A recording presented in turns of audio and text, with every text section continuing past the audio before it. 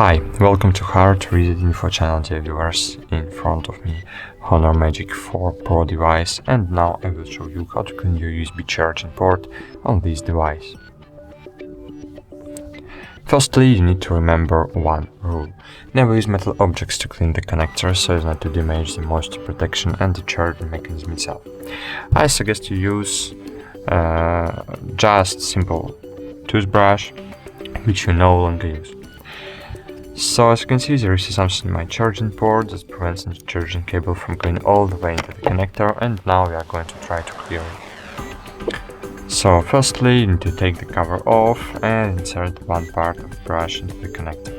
Then just pry the dirt out, and that's it. Thanks for watching, like this video, subscribe to our channel, and bye! See you!